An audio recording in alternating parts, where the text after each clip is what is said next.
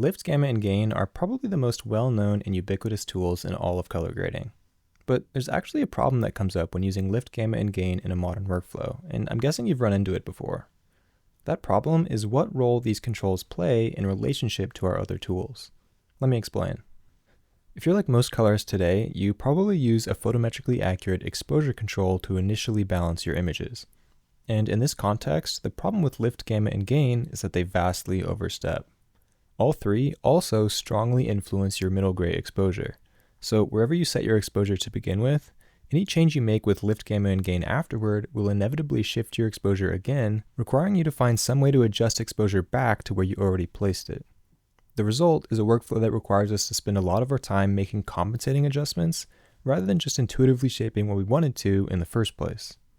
This is why a few months ago I decided to write down some of my wishes for a tool that would improve upon lift, gamma, and gain and work better in our modern workflow. One that first eliminates the need for countless back and forth adjustments by pinning middle gray when possible. One that remains as smooth as possible. One that always gives us a way to check light ratios and stops to communicate with our DP. And ideally, one that allows us more freedom to shape the tone curve than the traditional lift, gamma, gain, and offset. So unlike lift, gamma, and gain, my main focus in designing the Contrast Shaper DCTL was to create a solution that works naturally alongside a photometric exposure control and allows that exposure knob to do its job.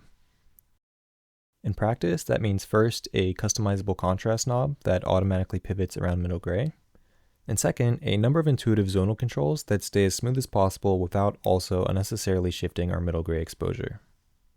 The plugin comes in 3 different variations, each to fit a different preferred workflow. One standard version, one that includes temp and tint controls for an all-in-one primaries tool, and one that focuses specifically on a highly customizable contrast pivot. For now, let's take a more detailed look at the standard version.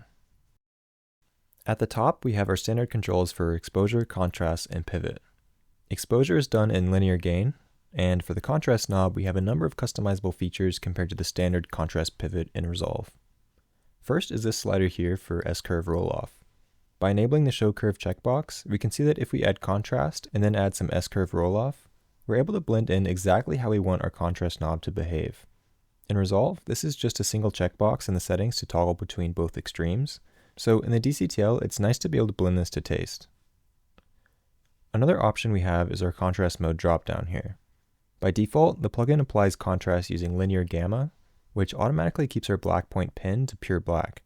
But if you prefer, you can also change this to basic to use the standard contrast math. Finally, for our contrast slider options, we have the preserve color slider. This slider affects every slider in the plugin other than exposure, and it allows you to dial in exactly how much the changes in contrast affect saturation. This is essentially the difference between applying our curve only to the luminous channel versus applying it to all 3 of the RGB channels at once. Except with the slider, we're able to fade smoothly between both options and dial in exactly how much we want to affect that saturation.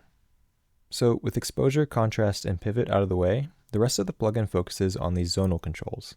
Once we've done our initial balance pass and set our image's exposure and white balance, we can use these sliders to really follow our intuition and shape the tone curve of our image. So for example, if I feel like these highlights on our face are a bit too bright, I can use the whites and highlight sliders to intuitively dial in just that tonal region above middle gray. Or if I wanted to adjust the amount of detail visible in the shadows, I can use the blacks, darks, and shadows sliders to get them to the level I want. Both the darks and shadows controls leave the black point fixed, and the difference between them is that shadows is biased more towards the upper shadows, which you could think of kind of like a fill light control for the shadow side of her face, while darks affects more of her hair here, and controls sort of that deep edge where shadows start to lose noticeable detail and transition into pure black. As you can see, none of these controls have moved our middle gray exposure, so once you've parked your exposure at the perfect spot, all that's left is letting your intuition guide the blacks, shadows, highlights, and whites into place. The only zonal control that does shift middle gray is the Midtones slider, which feels perfect for some scenarios, but I would suggest using it more intentionally since it does naturally shift your exposure. As a bonus to these zonal controls, I've also included a unique toe volume control, which applies a really interesting softening effect to the shadows by isolating an S-curve to the region below middle gray. The result is a simultaneous softening of the darkest shadows and a darkening of the lighter ones, which gives a super customized control to the shape of the shadows in the image. By adjusting toe volume bias, you're able to dial in the central point of this S-curve to balance exactly how those shadows are affected. Another feature included in the plugin is a stops-based false color overlay. This feature is super helpful for working with DPs since it allows you to see exactly what light ratios were shot on set, as well as how those light ratios are changing as a result of your adjustments. So for example, if I select the bypass ratio adjustments checkbox and then enable the false color overlay, we're now able to see the original lighting on our subject in stops. So here we can see that there is 2 stops difference between the fill and key side of our subject's face, which would be a 4:1 light ratio.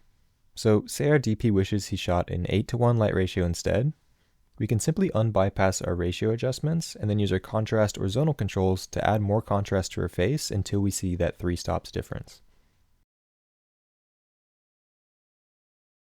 So here we have our final 8:1 lighting ratio, and here we have the initial 4:1. The final feature to cover is this pivot mode dropdown.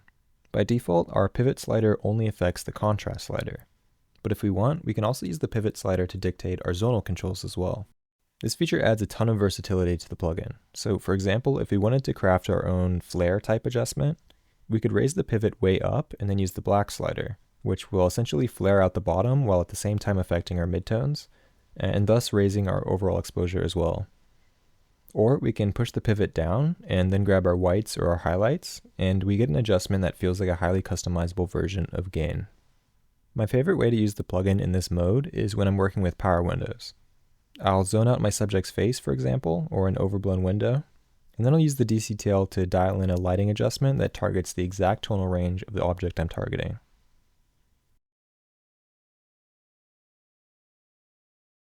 So that's a quick crash course of the Contrast Shaper DCTL. Like I mentioned earlier in the video, I've set up 3 different versions of this plugin to fit different preferred workflows. So one standard version, one with all of exposure, temp, and tint for an all-in-one primaries tool, and one that focuses solely on the improved contrast pivot controls, which by the way, this one is completely free for you to download on my website. This tool is designed primarily to be used at the shot level, but due to its smoothness and focus on preserving middle gray, it also works remarkably well for look development, so I definitely encourage experimentation with how you use it in your node tree.